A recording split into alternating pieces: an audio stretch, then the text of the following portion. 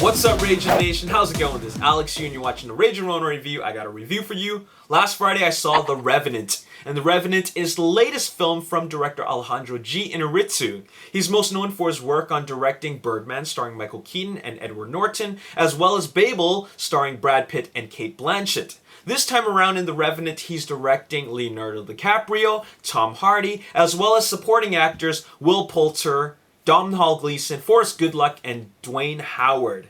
Now, this film is set during the early 1800s, during the fur trade period. As a matter of fact, it's actually based off of the novel of the same name, which is inspired by the true events of Hugh Glass, who is a real-life fur trapper who went through a lot. And that's who Leonardo DiCaprio plays in this film. And I don't know how accurate this is to the actual story. What happened in the 1800s in the life of Hugh Glass was actually told through many generations and shared through many generations and generations. And then it eventually became a novel, and now it is a film. Now, is it accurate? I don't know. It doesn't matter to me. Let me tell you something. This film is absolutely outstanding. And if Hugh Glass, the real-life Hugh Glass, actually went through that, that is insane. Because Leonardo DiCaprio goes through a lot in this film. And it is quite grueling to watch. I would like to call this film Dances with Wolves meets Kill Bill. Because it's like Dances with Wolves in the sense that, Hugh Glass, he has a partner who is like a life partner who is Native American, and they have a son who is half white, half Native American. But at the end of it all, he has compassion. He shares compassion for the Native American people. All right, so it's Dances with Wolves in that sense, and then it's like Kill Bill because he's mauled by a bear, buried alive, left for dead, and then he goes on a path of revenge. All right, he seeks revenge for what has been done to him. Okay, so it's like Kill Bill in that sense. Dances with Wolves meets Kill Bill.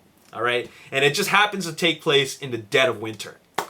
So you might have read or heard that this film has been awarded a couple of Golden Globes, and it's also been nominated for 12 Oscars. And let me tell you something, it is all well deserved. This film is, like I said, it's outstanding. It is intense. It is really, really something else. I mean, I felt like I was in the movie because I was so involved with these characters. First of all, let me tell you, great acting, great performances on every single one of these actors, all right?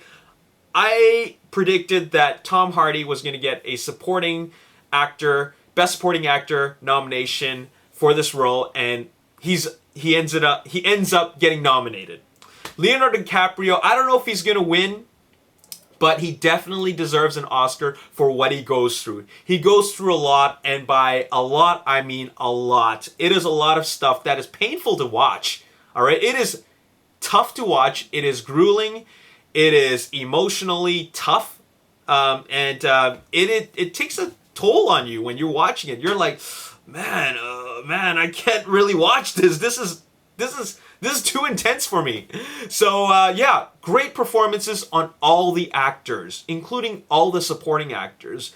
The direction from Alejandro G. Inarritu, he did an excellent job in really bringing to us the tone of this film.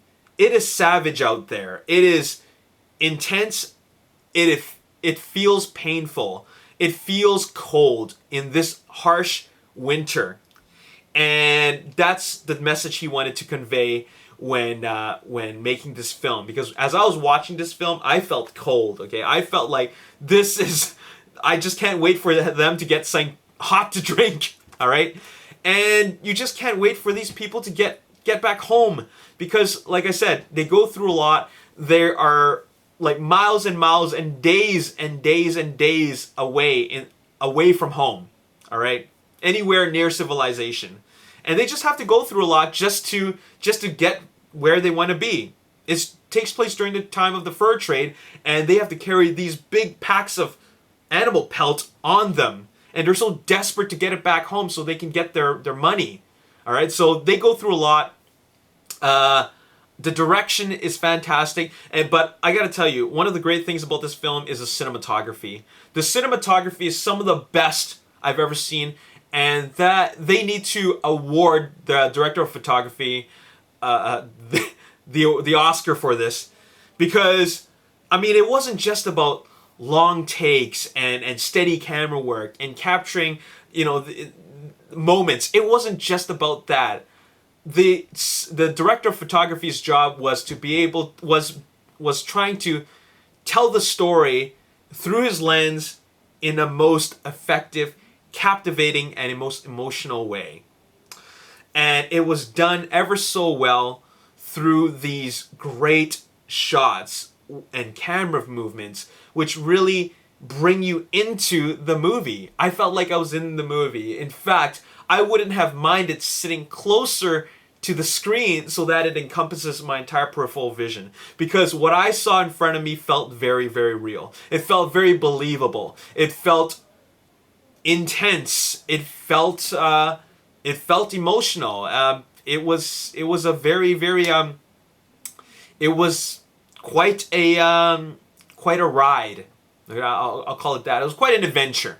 Okay, and wow, it is also very, very graphic. When I say they go through a lot of stuff, and Leonardo DiCaprio, he really put himself through hell to really retell the story of the real life Hugh Glass.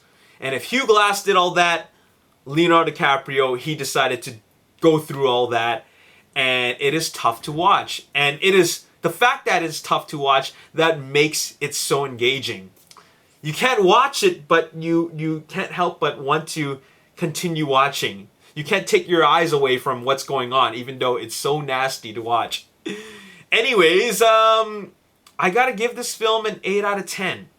It's an 8 out of 10, which is a pretty high score, and I think it's those Oscar nominations are well deserved. The only thing that I think could have been better, you know what? I don't know what could have been better, to be completely honest, but I'll tell you that the only part where the film started to disengage me or fell apart slightly was the revenge aspect of the film.